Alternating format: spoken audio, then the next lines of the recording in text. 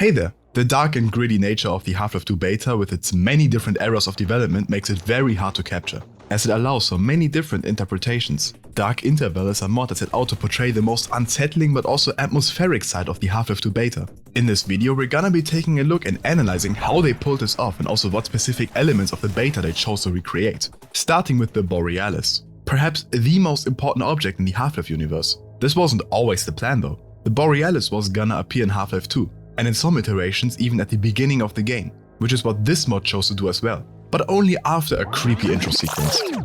This intro sequence isn't an established thing in the beta. There were plans to have Gordon start in an Arctic location and boarding the Borealis, but this sequence features Gordon floating in a boat through what seems to be a completely different dimension. We see ghosts of people and catch a glimpse of the G-Man, and it ends with the player walking into a crashed ship to then awake in what looks to be a Borealis sleeping pod. This was the first of two dream sequences Gordon experiences in this mod. The Borealis itself is very interesting in this mod in terms of gameplay and setting. It's plagued by headcrabs, seems to be under control of the Combine, but also has citizens on it controlling it. A very diverse set piece. The gameplay here is pretty fun. It involves some combat using prop throwing, which is a rare sight, some puzzles and even some stealth segments. We also come across Odell, a cut character of the beta who was to be seen on the Borealis just like he is here. At this point I'd like to note that the voice acting in this mod is insanely good. Doesn't matter. You can't stay here. Because if they find you, we'll both be in trouble. I think I can even confidently say that this mod features the best voice acting of any Half-Life mod I've ever played in any regard. More examples will be later in the video. If you think Odell looks somewhat like Odessa, that is because once Odell was cut alongside the Borealis, his appearance was used for Odessa instead. We also come across some weird time traveling shenanigans with the Borealis, including us time traveling to what is presumably the future to pick up a weapon and bringing it to the past. I do not want to get into the logistics of time travel in this video, perhaps another time. The eventual arrival of the Borealis at City 17 was a concept only ever mentioned in the final hours of Half-Life 2. And this is where I think this mod's greatness truly begins. After seeing a cremator for the first time, perhaps one of the most popular cut characters in all of gaming, we come across Barney, who has a completely new voice for this mod. It takes like 10 seconds of getting used to, but afterwards it perfectly suits him. But don't worry, I'm here to get you to safety. Well, whatever you could call safe nowadays. Barney takes us through City 17 and gives us directions to find Dr. Kleiner. The environments here are heavily inspired by some beta concept art, and to properly analyze them, I'm gonna pass it off to special guest Lenify. Hey, it's me, Lenify. As a graphic designer, I've always been fascinated by architecture in games, especially the Half-Life series. Buildings are really special. You don't just see them, you experience them. And even if you never do go in, or even touch them, they still give you a really strong sense of where you are. Dark Interval mainly takes its design cues from what we know of beta Half-Life 2, and this was heavily inspired by American cities such as New York, Chicago, and Washington DC. Chicago was the home of the very first skyscraper, and New York, well, it speaks for itself. These places are synonymous with huge buildings dominating the landscape, with world-first technology and power. And these American-style buildings really do make you feel quite small, coupled with the dark and, dare I say, gritty skyboxes. It almost reminds you of BioShock's Rapture, which itself was based on New York City and Gotham. Despite the size of the place, the number of buildings, it's still uncannily quiet. The Combine could have hardly done a better job if they built City 17 themselves. There's thousands of windows in all of these blocks, and behind them it's mostly nothing. Compared to the full release of Half-Life 2, the scale of the death and emptiness is unbelievably different. The only small comfort is the fact that the apartments feel a little bit more lived in, but on the other hand, there's also factories everywhere where you can see people are forced to work. Most interestingly though is the Citadel, which seems to be based off one of the 2001 to 2002 versions. And this is really cool because it seems a lot more clear in its purpose than the retail version, with searchlights all around. And it resembles the design of Jeremy Bentham's Panopticon prison. Cells in a circular arrangement all around a guard tower. This guard tower has a 360-degree view of everything, and the prisoners can't see the guards, so they can only assume they are always being watched, which leads them to change their behavior. Sound familiar? Look how afraid so many people are to even talk to you in this mod. Just like real life, am I right? Sorry. By contrast, I still just love how the retail version of the Citadel just exudes force. with no obvious specific function at first, leaving it entirely up to your imagination. Truth be told, I don't think there is a version of the Citadel I don't like. And that's not all. Philosopher Michel Foucault uses the panopticon as a sort of metaphor for modern powers and surveillance states, explaining that even the suggestion of the ability for the state to observe and therefore punish you is itself enough to modify the public's behavior under threat. And that's really messed up because that's a tactic that was originally used on prisoners. In other words, Big Brother is watching you. And if you're interested in Valve games, design breakdowns, analysis, and videos about really amazing stuff that no one else talks about, you too could watch me. Okay, that's enough self-promo, Linify, thank you. Do go sub to him though if you enjoyed that. After a quick tour of the city, we quickly find ourselves freeing a Vortigon from our Vorticell, which were only ever seen in a singular concept art. We need to find one of his buddies that is trapped nearby here. This has us step down into the canals, and oh boy. If you are a fan of Zen Infestation, you are in for a treat. You fight alongside a Vortigon as you pass through the canals looking for a way to get to the surface. Just so that you aren't completely helpless, you receive the Immolator from a Cremator for this part. Aside from it being a great killing machine, I mean, when hasn't a flamethrower been the greatest weapon ever? You also get to use it to burn through brushes to progress. Overall a greatly designed weapon. My personal highlight down here was this moment where a zombie is hanging from the ceiling, falls down, and then gets up again from its ragdoll position. Great stuff. The Zen Infestation overall looks a lot like it did in Half-Life Alyx, though this seems to be coincidental, as this released before Half-Life Alyx ever did. The Immolator unfortunately gets taken away by the end of this to clear a path. Outside again we get to see more of the Beta Combine Force, which includes some synth we only saw a singular glimpse of in Half-Life 2. It is now time to tell you about the Manhack arcade, which is one of the darkest cut locations of the Half-Life 2 beta.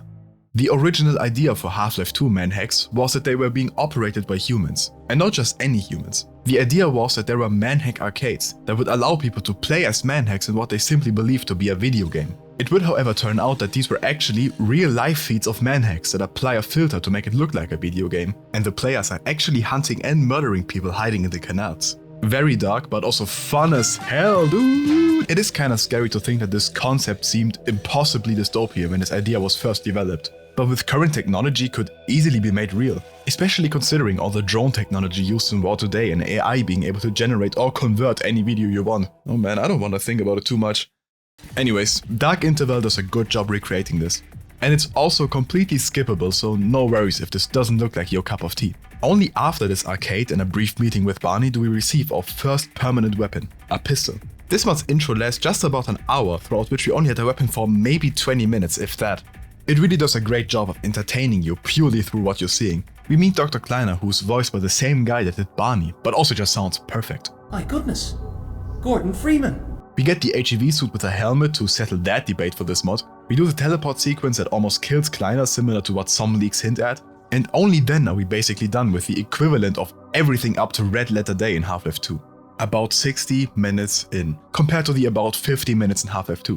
What is also worth mentioning about this section is that they added lots of unique interactions with basically every character, going as far as to add backstories to random people that just help flesh out the world even more.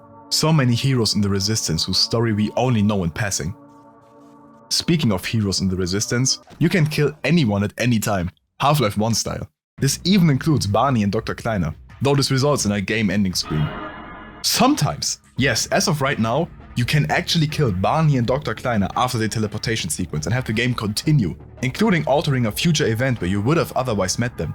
It's also just funny to shoot anyone on sight like Gordon is a crazed killer. One point of potential critique is the HEV suit picking up on Combine radio chatter. My EnviroMap download is failing.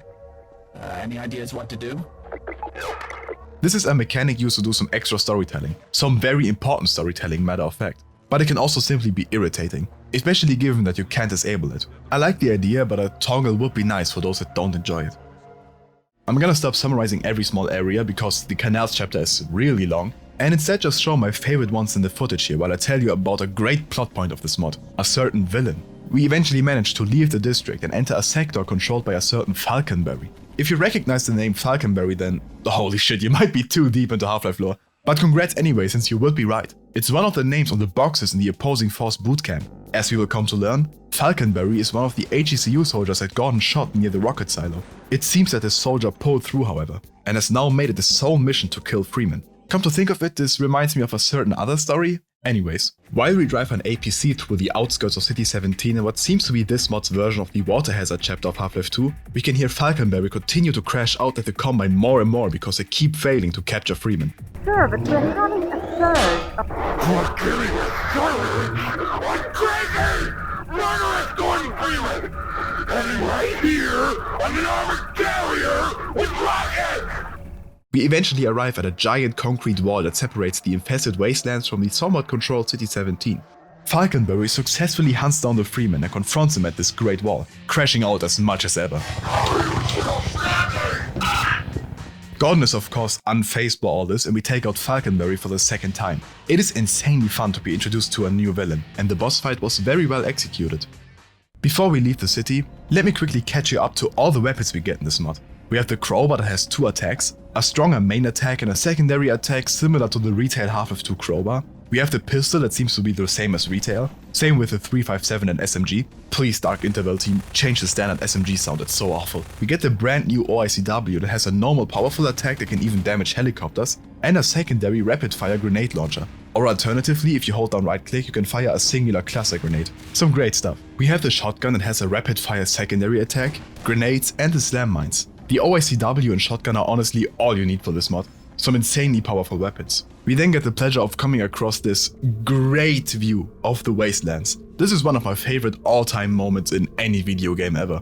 And it's not the last time I'll be saying that in this mod. But seriously, have you ever seen something as great as this? This immediately makes me want to explore every last corner of this place. At this point, it's worth mentioning some of the new Zen creatures and general enemies we get to face off against in this mod. We have some new Metrocop variants, a reskinned dropship and the Cremator of course. And in terms of Zen creatures, we have a bunch of new fun cut creatures that were brought back. We have Hound Eyes, we have Bull Squids, we have these Anteater thingies, Floaters, these little springy boys, these weird pods that drop health. We get a lot of Hydra in this mod as well, which was perfectly executed as well by the way. And in these Wastelands we come across a new boss fight, a Crab Synth. These are hard as hell to beat, but also just as fun to see return here. There are a few more minor cut enemies or creatures to interact with as well. Overall, it's great to see some of the enemy variety return that Half-Life 1 had that Half-Life 2 was missing somewhat. We eventually come across my very favorite moment of this mod, which is this stranded submarine. The visual plus the song that's playing has to be the most beautiful sight in a game I've ever witnessed. Can you believe there are still people out there that don't consider video games as art? This really feels like walking around a painting. Another thing this mod does well is rebel bases, like this one right here. A small hideout in a cliff with a trapped combine that features a few characters to interact with. And if you kill any of them, you even have a crazy guy that will try shooting you with his RPG and have a combine try to escape. It adds so much life to this mod's world.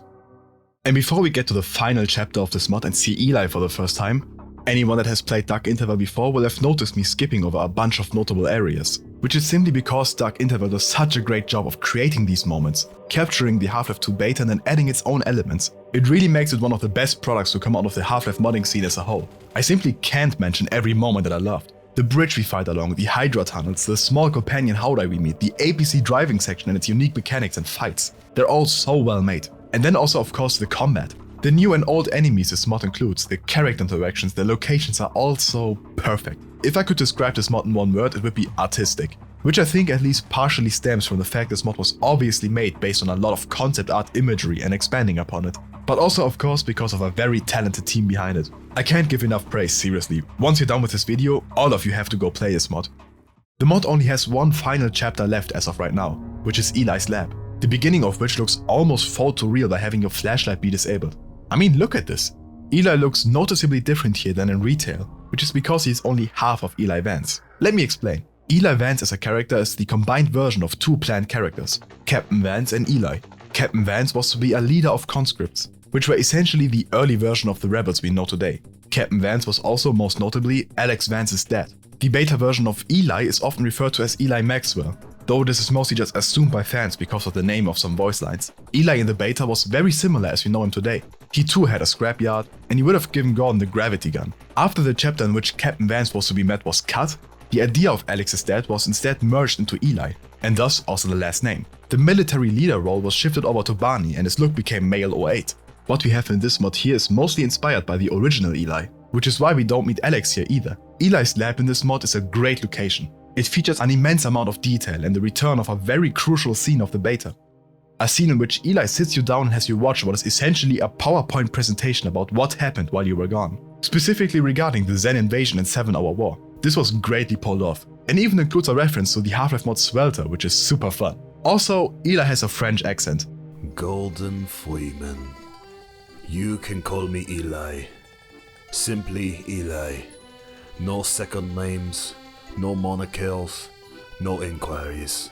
This isn't a thing from the beta as far as I'm aware, but it adds character. Gordon also actually gets to sleep here, which is refreshing. This is also where the second dream sequence happens. We eventually receive the gravity gun and get to play around with it, after which a particle storm arrives and the mod ends for now. We will probably see updates in the future, but that could take a while.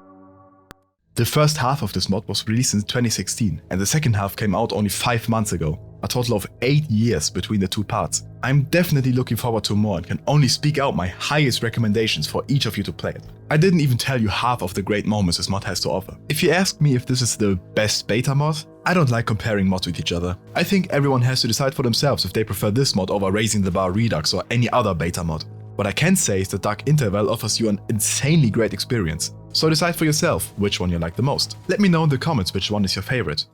Huge shout out to Leanify for joining me in this video. Make sure to head over to his channel and give him a sub for some more great Half-Life content among other things. Seriously, the guy is great. Of course, if you could subscribe to my channel and leave a like, that's much appreciated as well. And otherwise, thank you for watching.